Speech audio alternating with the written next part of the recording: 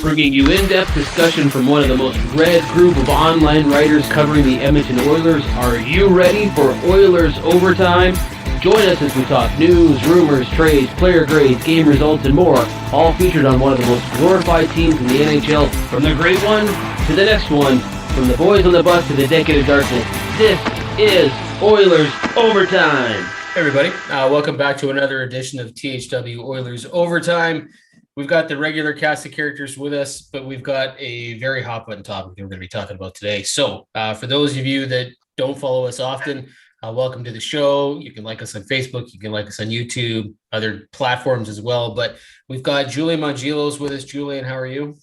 I'm good. Still coming off Italy's big win, still recovering from that, but I'm loving all the rumors swirling around, and the offseason hasn't even started yet. And it's great to see all this stuff happening. Yeah, it's going to be very, very interesting to see what else could possibly happen here. I think we're just getting going here. Like in hockey in general, like there was the Rene stuff today, then there was the Ryan Suter and Zach Parise stuff, and then of course we're still talking about the Duncan Keith. I think we're just getting going. Brian, how about you? How are you doing today? Yeah, the next week is going to be insane. To think that we have 2 days between the expansion draft and then the entry draft. This is going to be like nothing. And then the 3 days after that, free agency. Yeah, wild. Like what happened? The buyout window or the asking people to waive their no moves expired today. Then you got the list got to be out on the 17th. Then you got the draft itself, the expansion, then the NHL entry draft, then free. Yeah, it's going to be awesome. It's going to be so busy. Colton Pankiw with us. Colton, how are you? Good. Excited to get going. Yeah. Okay. So let's do that. Let's get going right away. So the big news we're going to be talking about, obviously, is the Duncan Keith trade. We talked about it last week. We figured it was probably going to happen. We've been hearing lots of talk about it. We even figured it'd be Caleb Jones. I think everybody here on the panel was kind of in agreement that we'd be all right if it was Caleb Jones. That's one of those players that probably wasn't going to have a long-term future here at Edmonton. So if that was the piece that moved the other way. But what we got was Duncan Keith and what is it, Soderlund? The prospect comes to the Oilers in exchange for Caleb Jones and a conditional third-round pick. Now, the conditions are probably not going to be met. It's like a certain amount of minutes he plays. The Oilers got to get to like 3 rounds in the playoffs. Like, I can't imagine. So we're really going to just call this Caleb Jones and a third-round pick. But the kicker here is that there's absolutely no salary retained by the Chicago Blackhawks, and that was a big point of conversation for us last week. So my first question, and I'll start with Brian, first reaction, first impression, without really thinking about it too much, what was your first reaction when you heard the terms of the trade? When I heard the terms, taken aback. I wish I could say I was maybe more. I wouldn't say I was so surprised, because this is kind of like the kind of thing we've come to expect from Holland. That he would get that he would decide to move forwards with such a really what I call an audacious move, taking on the salary. But it was kind of like, on the other hand, you got to be kidding me. I mean, this team cannot afford to take on another guy in his late 30s who's making that much money, multiple years, no less. So that was pretty much where my head was at about noon yesterday. Okay, so that was your first reaction. Too much money, a little too old. Julian, what about you? What was your first thoughts when you heard about the trade? Yeah, you could put me in the same boat as Brian. I was pretty taken back by it. I was reading Twitter and I saw an update on it, and I was just like, wow, like no retention. That like it seemed like everyone was saying no salary retained, no retention, this. So that was the big thing for me. I think we discussed it last time. We were all on board with them making that move as long as there was some salary retention in the deal, and it didn't end up going like that. So first glance, I was really taken back, and I thought it was an overpayment. Yeah, I think no salary retention or no retention was trending or something on Twitter for a while. I don't know. Colton, how about you? What was your first reaction, first impression? Yeah, same thing. Just the no retention, and then the fact that they had to give up the pick with it too. I just thought I was really surprised. I thought for sure this trade, I thought it was going to happen. I mean, it was being talked about enough, but I really thought that it would be 50% being retained. So I was really surprised. Yeah, for me, I thought great player, like the acquisition, hated the trade. I couldn't wrap my head around it. And for people that have read my stuff, I wrote a couple articles this week just in regards to like the art of the deal, sort of walking away, having the leverage, and he just didn't use it. Like, it was amazing. So my first reaction was, man, I really like this player, but man, that's a bad trade. So having said that, 24 hours later and hearing a lot of arguments, hearing a lot of this and that and people talking, and the radio shows have been all about that here in Edmonton. And there's been probably dozens of articles written about this trade by multiple sources. Brian, I'll come back to you. Has your opinion changed? So the first impression was too much money, probably too old a player for too much money. 24 hours later, are you still thinking the same thing? Still too much money. But yeah, I'm like you. I mean, if you just, I like the player. I like that addition. I want to piggyback there on too what Colton said. The draft pick that really caught me off guard too. I think that's a tough one, but it's kind of like, okay, this is what we're dealing with. This is what we're moving forward with. Obviously, Holland feels he paid a lot for this guy and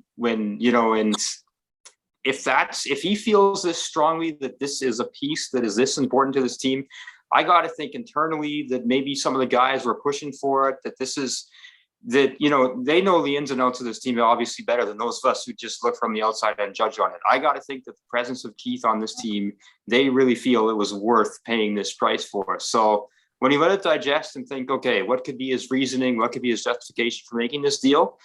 And I like what I saw from Keith too. He had a really long media availability yesterday, and I like some of his comments that he made too. He really seems to be buying into this. He wants to be here. This is not a case of like some of the previous, veterans that get traded here in the later stages of their career to bring in experience. And you can already tell that their heart or their head is elsewhere. He's buying in on this.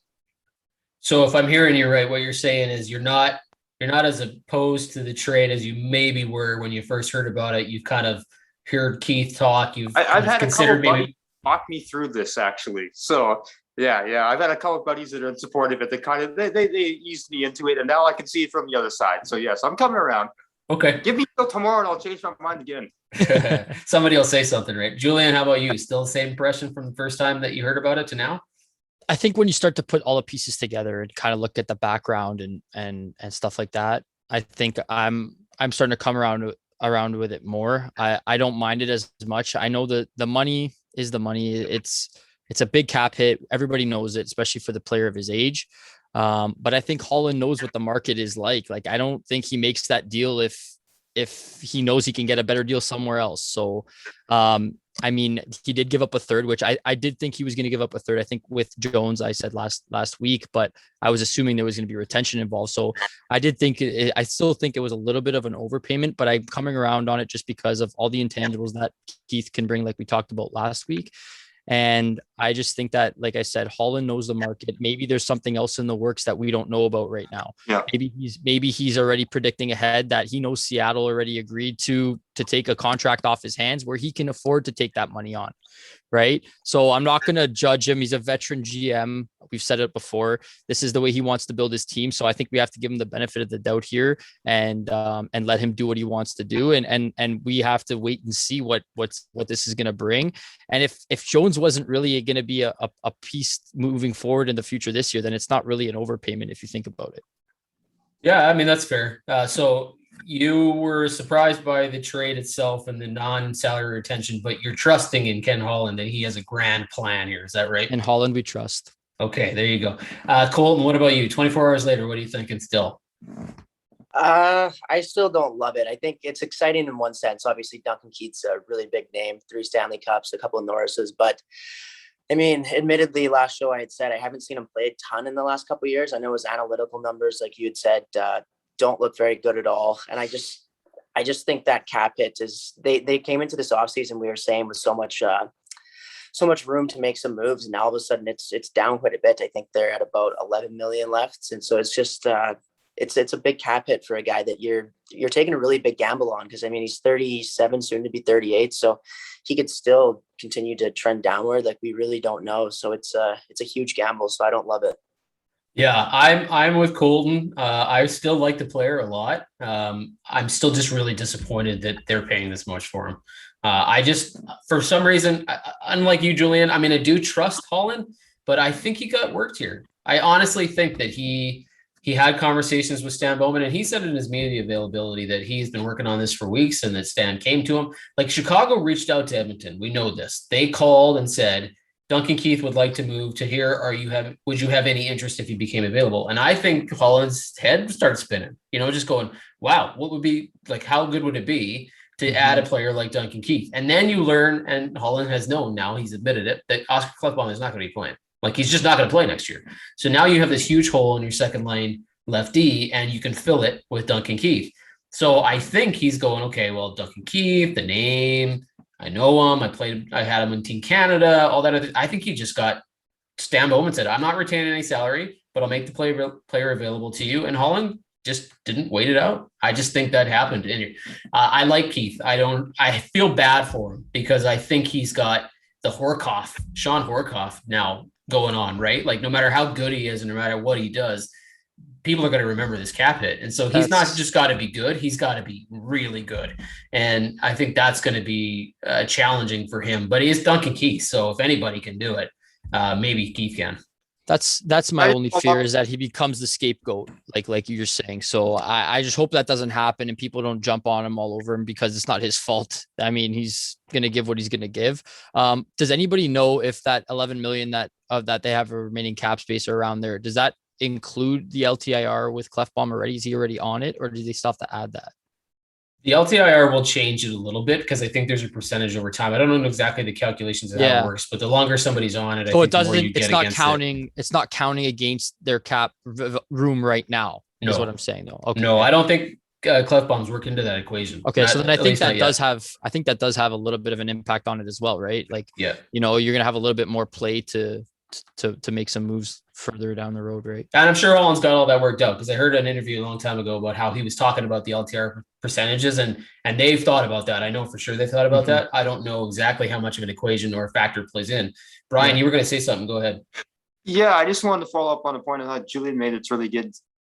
This could be a bigger picture move. Who knows what the next domino in the fall is? Who knows? There could be a signing in the works. There could be a trade. As you said, he could be getting Seattle to take a contract on.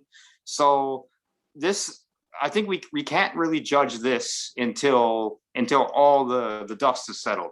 So I think this could be part of a bigger picture thing. We could be looking in 5-6 weeks saying, okay, I see what you were doing now. Okay, well, let's go there. I'll make a quick comment first, and then I'll go to Colton on that topic, because I think it's a good one.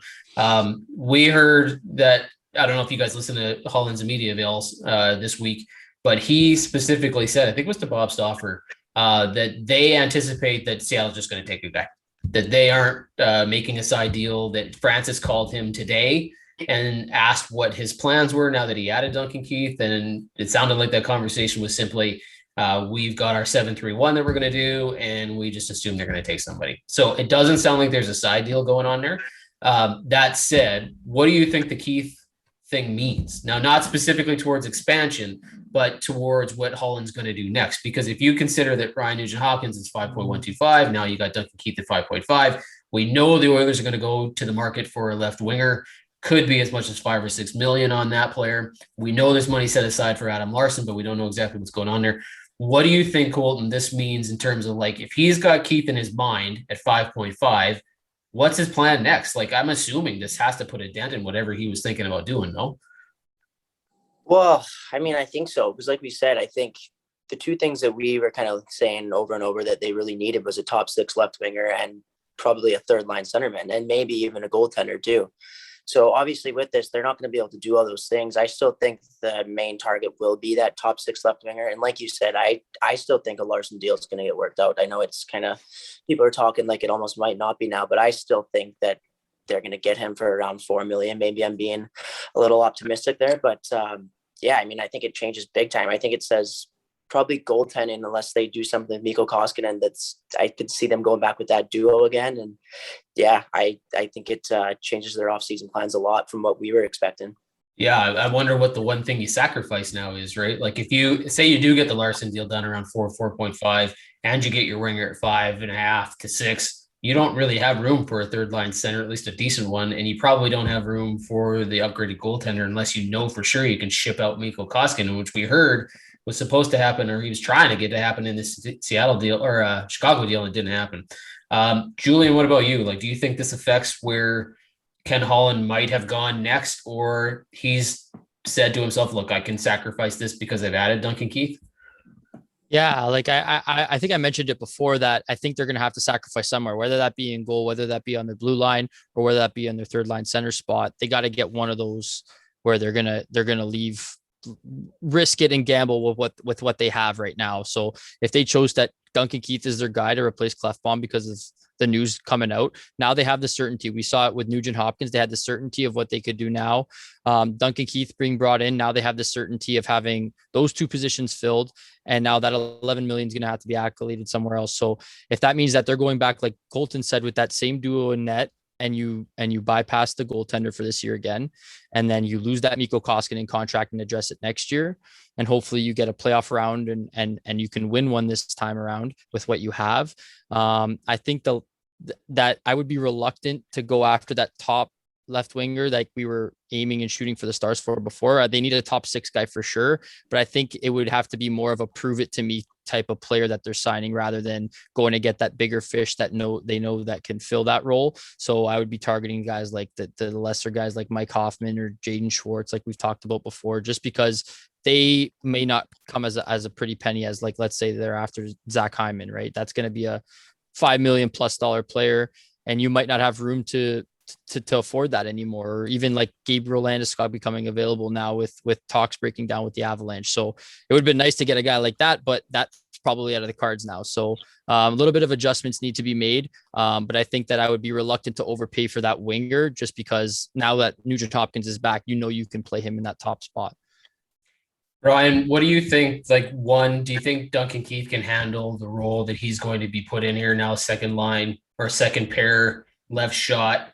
Forget about the money. Can he handle the minutes? Can he handle the load? And is it enough if it's Darnell Nurse, Duncan Keith, and then whatever you sign after that, whether it's Lagesson or Kulikov back at another $1 million or whatever the case was, the Slater Cuckoo, is that enough on the left side for the Oilers? I'd be okay with that. I think that Keith can handle it this year. He played a ton of minutes last year, I guess. Yeah, it's like 23 and a half a game he's averaging. Yeah, like just astronomical minutes. I mean, he'll be asked in that second pairing role. I would expect he'll be asked. I mean, Larsson in that spot, that second pairing, I know they were like Larsson was in that most of the season. They played about 19 and a half minutes a game, I think, on average. So yeah, if he can handle 23 and a half as he did this year, the guys, I mean, it's well documented. He's an absolute fitness freak. I think, and I look at some of the great defensemen in history, your Chelios, your Lidstroms, these are guys that were still, when you're cerebral like that, you find ways to conserve energy and still make yourself a very effective player in those roles. So I think the age part of it, actually, I know I said it off the top of the show, but that's not something that concerns me, that as it goes on, that he will not be able to give you an effective 18, 19, maybe even 20 minutes a game. I agree. I think in a lesser role than he was in Chicago and with a better defensive partner, because he was playing with rookies like Ian Mitchell and stuff like that in Chicago, which I don't think was helping him at all.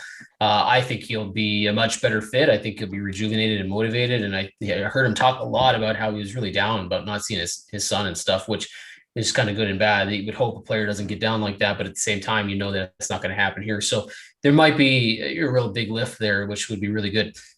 Colton, I'll ask you this question. So if we're sort of in agreement, maybe I'll ask you first. Do you agree with Brian? Do you think the 1-2 of Darnell Nurse and Duncan Keith is good enough on that left side? And if it is, if you say yes, what about the right side now? Because we don't know what's happening with Larsson. We don't know what's happening with Tyson Barrie. We assume he's probably not coming back. Is there now a hole on the right side if Larsson is still an unknown? Yeah. First off, with the left side there, I think it really depends on Keith. I think from the things I've heard from what he played last year, like Brian, like you guys said, he played a lot of minutes last year. So I think as long as the drop off isn't too bad again, and like you guys said, really good shape. So it probably shouldn't be. So assuming he can be like last year, even then I think that's fine. That right side, if they lose Larsson, that's a huge hole. And like we were talking last show, I think Julian had brought up, there's not a ton out there to replace him either. I think Savardi had said, and a couple other names, but yeah, like I said, I think that Larsson re-signing him is huge, because that's a very big hole on that right side, especially with the uncertainty that's Ethan Barrett, because like we said last year, he struggled. So I think that'd be a huge hole if they weren't able to bring Larsson back. Yeah, I'll stick with you, Colton, then I'll go to Julian here. So are you worried at all about Larsson? Like the way that this has kind of come down here in the last couple of days, and I think Ken Holland's quote was, well, I'm not super confident, but I'm not confident either, right? Like as in, I don't know what to think of when he talks. Like, do I genuinely believe everything that Ken Holland says, or is there something going on behind the scenes here where he just isn't going to say yet that he's got kind of a handshake deal with Larsson in the works here? Like, are you worried about Adam Larsson not actually coming back?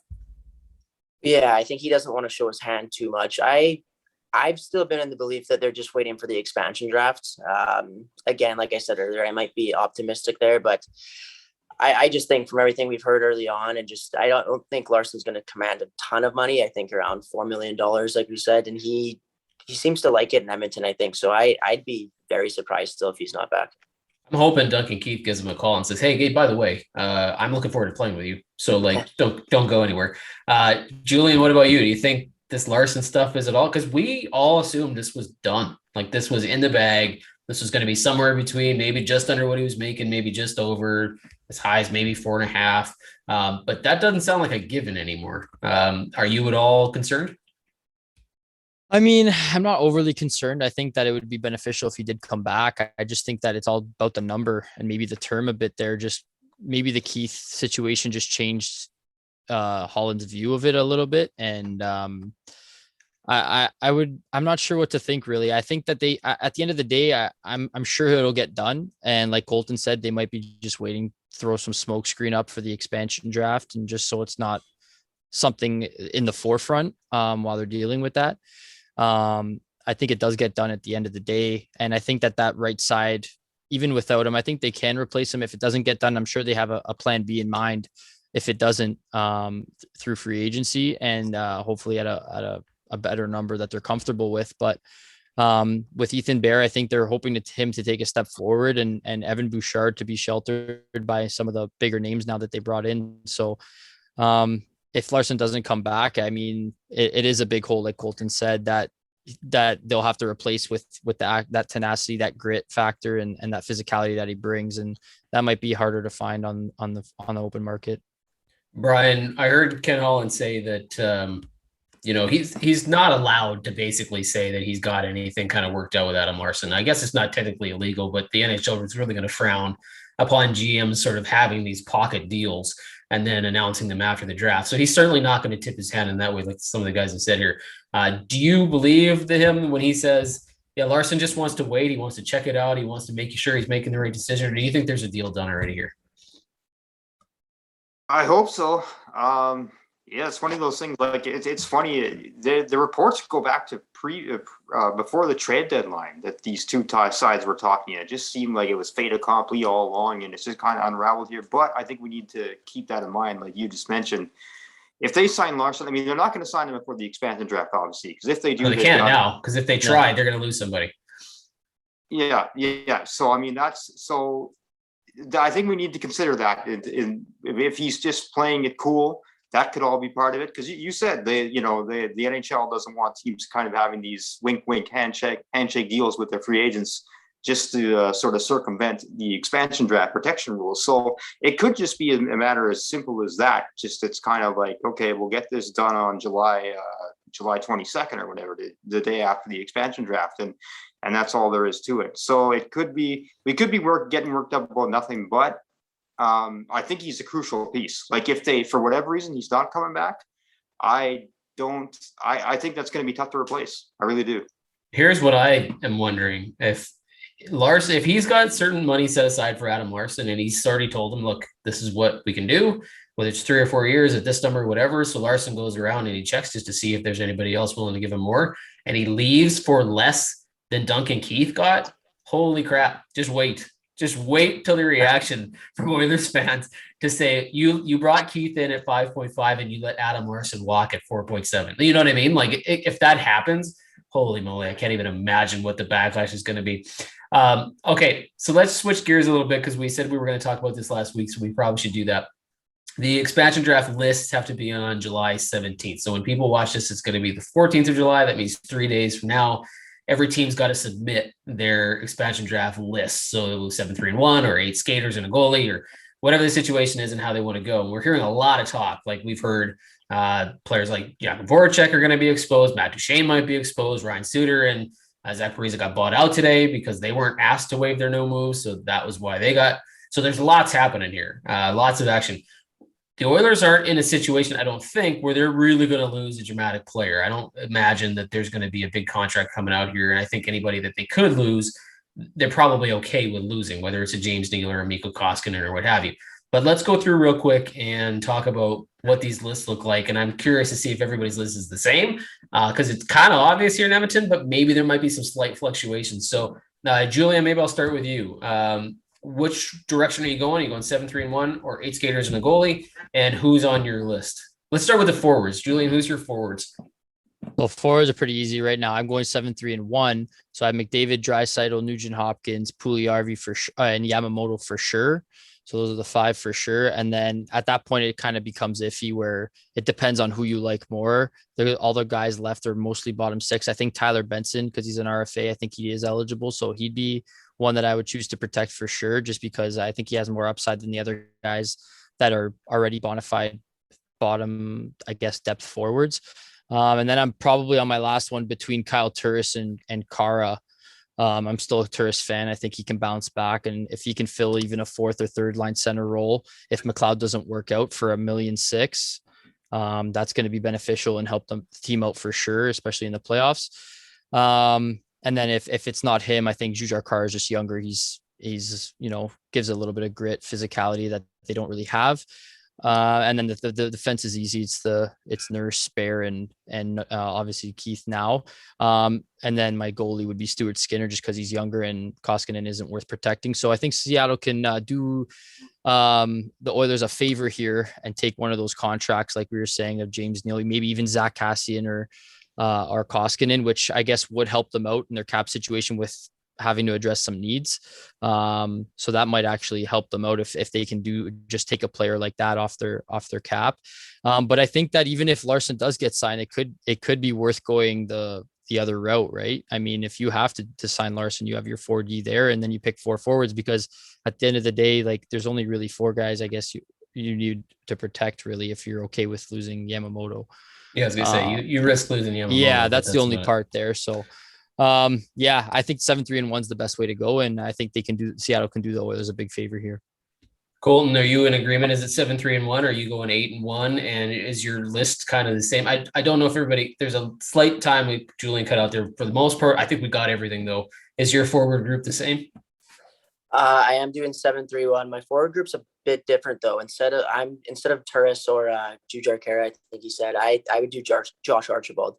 So I like Benson too. He'd be on mine, but Archibald would be my other one. Same defense and same with Skinner and that too. Okay, that makes sense. We got to get Julian a Kyle Turris t-shirt, by the way, because he's a huge He's a huge Turris advocate. I don't hate Kyle Turris. I just don't think the Oilers see much of a future there anymore.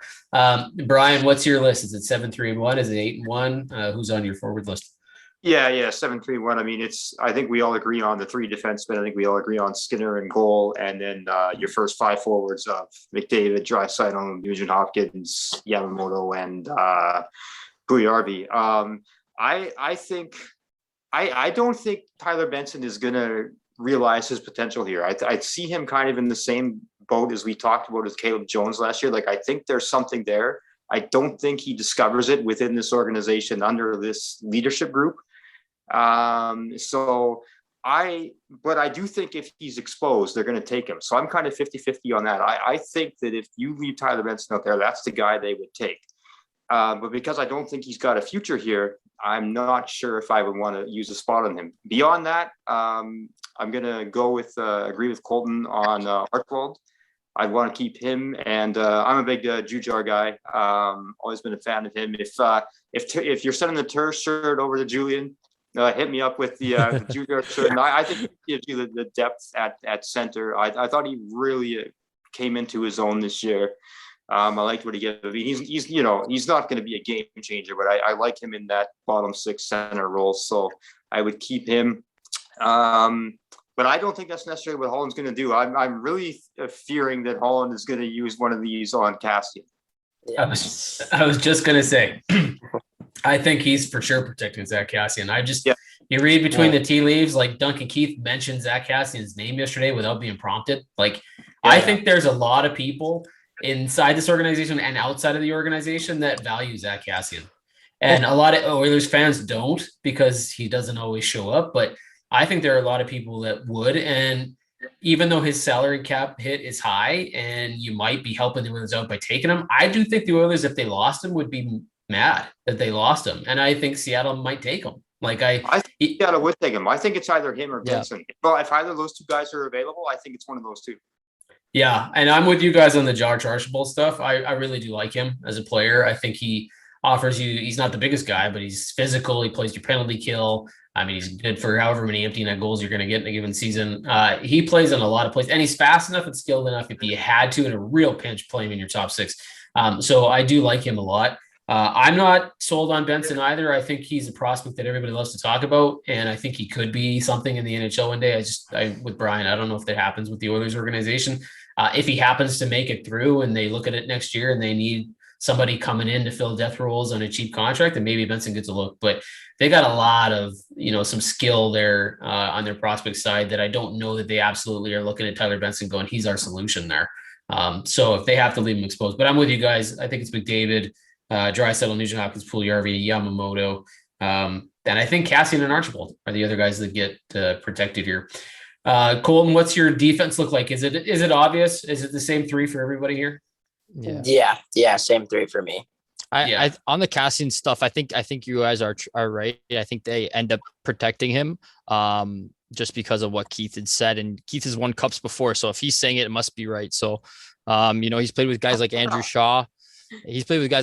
Won cups with him, and they're similar players, I think. So, Well, look what happened in the playoffs, right? Like he didn't play for however many games prior to the playoffs, and they still put him in. They stuck him in there. Exactly. Right? So and that's ice cold, and they stuck him in there. Right. That's a lot. That says a lot about, I guess, what they think of him. So, if I think they do end up protecting him, I still don't think I like it as much just because of the cap hit. Like I said before, I think that they can find that somewhere else with a lower cap hit. But if it is him, I wouldn't be surprised if it is. And then I don't know, on the Tyler Benson stuff, I think that, you would want them to take somebody else. So I think you're doing yourself a favor by protecting him. So you can try and get rid of a worse contract maybe, or someone that you don't have to bring back. Like, let's say if it is Kara or it is Turris that they end up taking, then you got that little bit of money off the books, or you don't have a free agent to sign back. So tell me again, Julian, if you're protecting Benson, who are you not protecting? Well, Archibald? I would probably, I'm not protecting Archibald, and I'd probably drop Kara out, or Turris if I had to. So it would be probably Benson and Cassian if it was him. Yeah, it'll be interesting. I don't know if Kara gets protected, but I also don't know if he gets selected either. No. Right? Like I think there's some potential that maybe they look at him.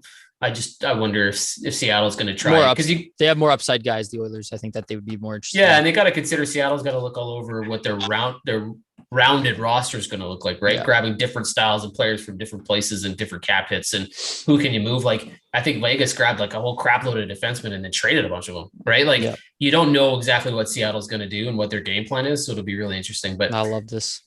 Yeah, it's going to be fun because the Oilers are one of those teams where I don't view them, and you guys let me know what you think. I don't view them as a team that's really screwed here. Like I don't see them in a situation where they're going to lose a really key player. And I wasn't sure about that a few weeks ago, but it just sort of happened to work out now that I don't see them losing a real big name. And they escaped it last time with the Vegas one. They lost Griffin Reinhart, right? So two decent years in a row. Bullets. Yeah.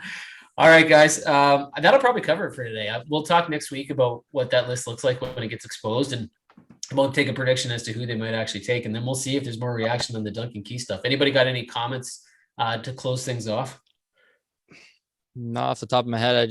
It's interesting time. I mean, things are starting to start rolling, and all these free agencies. I mean, some people may think that Holland maybe was a little too quick to jump the gun, but I'm going to stick by it and say, we got to trust his process here and hope that he makes the right moves, presses all the right buttons, and then makes the right decisions in the off season. Brian, you think there's going to be any players shaking loose here from other teams? Well, I've got one question I want to throw out for each of you guys here. Sure. Who do you think the Oilers end up losing in the expansion draft? Yeah. That's a tougher question that I wasn't totally prepared for. That's got to keep you on your toes. I'll say Benson. I when I gave think that it's list, I was Benson. kind of doing what I would protect, but like you guys said, I don't think they will protect him, so I'll say Benson goes. I don't know why. I just think it's going to end up being James Neal. I don't know. Maybe it's the sell jerseys. Maybe it's How the, do they take? Why would they take on that contract though? I don't know. I think there is going to be some sort of side deal made. I'm not sure why I feel that way. I just think that Holland doesn't make that Keith move if one of those contracts is still on his roster.